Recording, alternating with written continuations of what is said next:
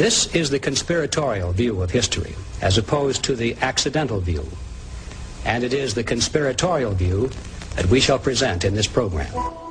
There is a conspiracy theory that a shadowy elite of international bankers are secretly controlling the governments of the world. They say that the people that control this world could sit around one large table and have lunch.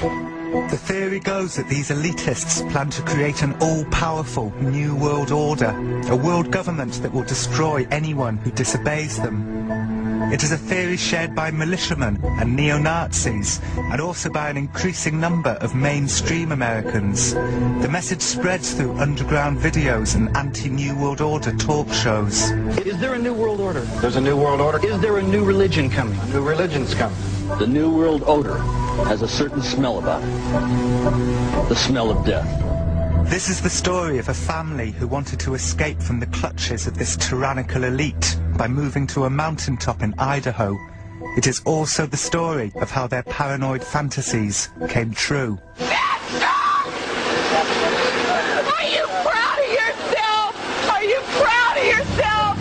You're gonna kill all the children. You're gonna what?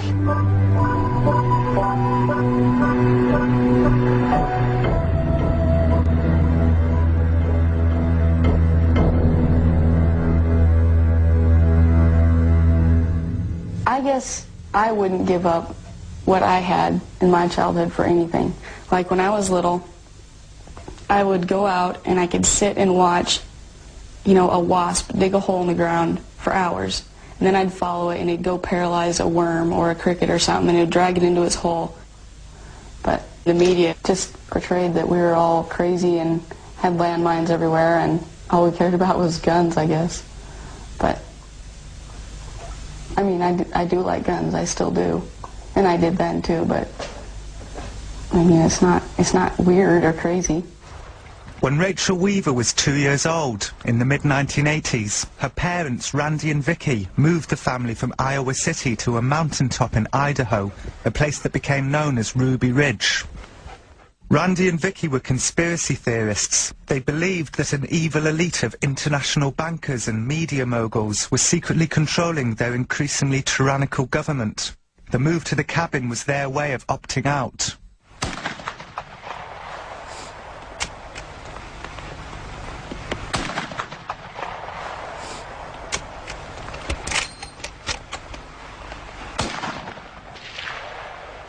Am I hitting it at all, guys?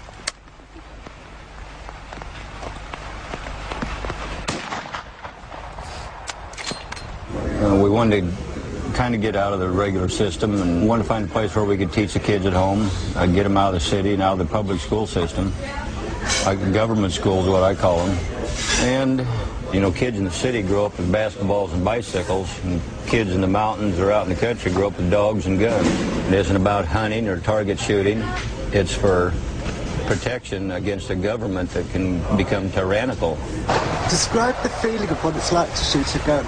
I don't know. See, I really fell in love with this one gun. It's called a 45-70, but it has a really, it's not a hard kick, it's a like lugs you back. I don't know, I think that's what I enjoy most about that gun.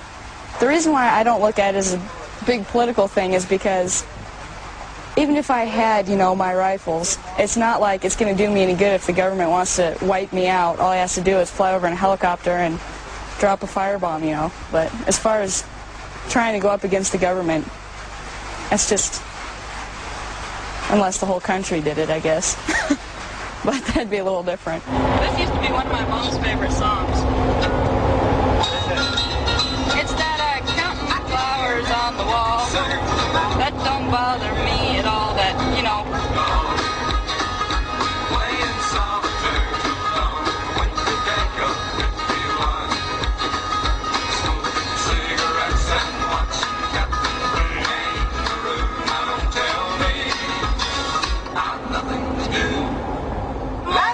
The Weaver family moved to the mountains because they were panicked by the underground videos they saw portraying their government as out of control and destroying the lives of simple people who wanted to live free. When the guns are gone and your freedom lies shattered at your feet, 'Tis when it will be far too late to save, why didn't I fight instead of sheepishly retreat? Oh. The family called this shadowy elite the New World Order. They thought that if they couldn't be left alone on top of a mountain in Idaho, where could they be left alone? Some of the things they believed up there might seem crazy, but they were a long way off. Is this your land now? Yeah, we've been on my land for a little while. This is it. Used to be an outhouse and a woodshed and stuff like right here. Our shed that they confiscated for the evidence used to be about right where that outhouse is. And this is what's left of the house. All the way up to here, I guess, was the living room, and then we had the kitchen, and about right here is where our front door was. Sink was over here on this side. And then above the kitchen was Mom and Dad's bedroom. And then over on that side, above the right-hand part of the living room was Sarah and I's bedroom, and then on the left was Sam's bedroom. There was Rachel, her parents, her older sister Sarah, and their brother Sam. Later on, Vicky would give birth to a baby, Elishaba, up there. We'd build tree forts and little huts and use old dead branches, and sometimes we'd make a little dugout and hide behind that and play war games. And I remember using some of the leaves off the bushes as play money and going to the store where there'd be like, it was really make-believe. Tell me about the war games. Just kind of cowboy. Yeah, just kind of cowboy Indian type things. I believe in searching for, quote, the truth about politics, religion, whatever. I like to discuss that with people. We always sat around and talked about stuff. I mean, that was like kind of the family,